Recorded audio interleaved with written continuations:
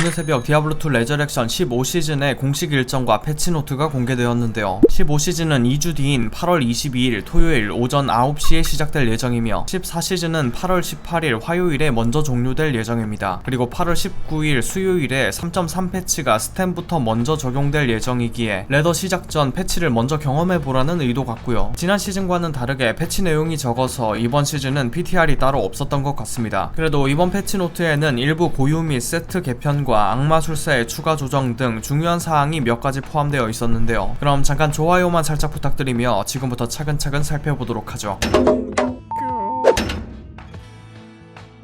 자, 가장 먼저 2.6 버전에 추가되었던 레더 전용 루너드 아이템인 광기, 발작, 탈퇴, 접지, 당금질, 화로, 치료, 방벽을 이제 스탠에서도 이용할 수 있게 되었습니다. 특히 치료 투구를 제작할 수 있게 된 것이 좋은 것 같은데요. 아래의 변경된 아이템은 레더에서만 사용할 수 있다라는 추가 설명이 있는데 글 순서를 조금 이상하게 해서 그렇지 맥락상 이제 루너드는 스탠에서도 제작이 가능하고 아래의 변경된 아이템들은 레더에서만 사용 가능하다라는 의미인 것 같습니다. 그게 아니라면 블리즈컨 때 공개할 추가 내용 때문에 글의 순서가 조금 뒤죽박죽이 된 게 아닐까 하는 횡복 회로를 돌려볼 수도 있을 것 같네요. 어쨌든 이런 모든 변화는 악군 DLC에만 적용되는 사항이라고 합니다.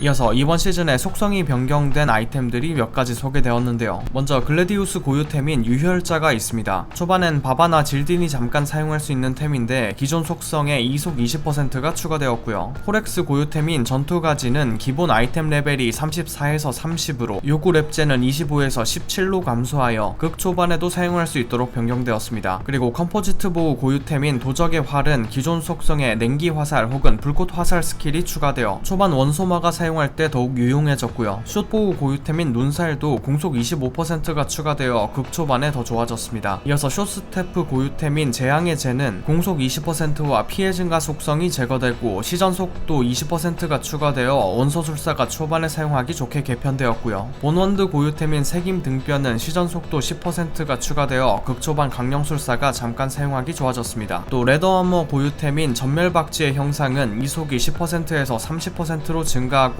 적 처치 시 만화 회복 속성이 추가되었는데요. 기존엔 자맹이 있어서 쳐다보지도 않았지만 이젠 극초반에 뜨면 자맹 대체로 잠깐 사용할 수 있을지도 모르겠습니다. 그리고 고딕 실드 고유템인 호신부는 기본 홈 1개가 추가되어 초반에 다이아나 보석을 박으면 저항을 크게 챙겨올 수 있게 되었고요. 반지 고유템인 마날드 치유 반지에는 이속 10%가 추가되어 초반 육성에 큰 도움이 될 예정입니다. 이어서 천사의 의복 세트가 상향되었는데요. 이전에는 명중률을 올리기 위해 반지와 목걸이만 사용하는 편이었는데 이제 무기와 갑옷에 3세트 효과를 추가하고 전체 세트에 올 스킬을 추가했습니다. 이것으로 이번 시즌 아이템 개편은 끝인데요. 전체적으로 극초반 육성에 도움을 주는 저랩템들이 개편되었으며 특히 마날드 링이 상향된 것은 긍정적으로 볼만하겠습니다. 다만 고유템 특성상 운 좋게 나와야 쓰지 금수저 육성이 아닌 이상 맨땅 체감은 어려울 것 같고요. 이렇게 초반 사다리를 개선하려면 모든 플레이어가 확정적으로 사용할 수 있는 초반 루너드도 함께 개편하는 것이 좋지 않았을까 싶습니다. 그리고 위의 설명처럼 이 변경된 아이템들이 레더 전용으로 바뀐다면 레더에서는 드롭률을 더 높인다든지 하는 추가 메리트가 있어야 하지 않을까 싶네요.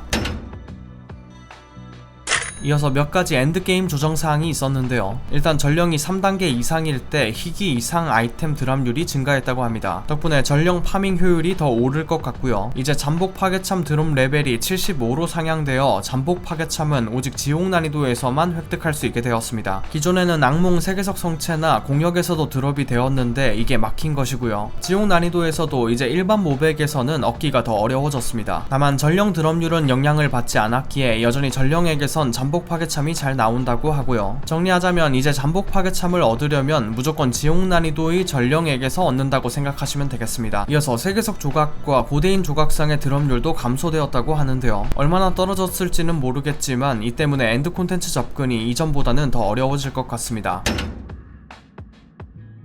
이어서 버그 수정을 명목으로 몇 가지 밸런스가 조정되었는데요. 일단 악마술사의 악마 속박이 너프되었습니다. 정확하게는 버그로 적용되던 피해 보너스가 정상화된 것인데요. 어쨌든 이 때문에 악마 속박을 활용하는 빌드가 많이 약해질 것 같습니다. 또 인장 죽음 스킬이 실패해도 마나가 소모되던 문제와 화염기술 레벨이 적용되지 않던 문제가 수정되었고요. 도끼 사슬이 아군 사이에 있으면 투사체가 막혀 공격이 씹히던 문제가 수정되었다고 합니다. 덕분에 도끼 사슬 빌드는 큰 버프를 받게 되어 여전히 다음 시즌에도 시즌에도 악마술사의 메타빌드가 될 것으로 보이네요. 끝으로 일부 보스 AI가 누락되던 버그와 이외 몇 가지 자잘한 버그들이 수정되었다고 합니다. 아쉽게도 2시즌째 레더에서 금지당한 모자이크에 대한 이야기는 없었네요.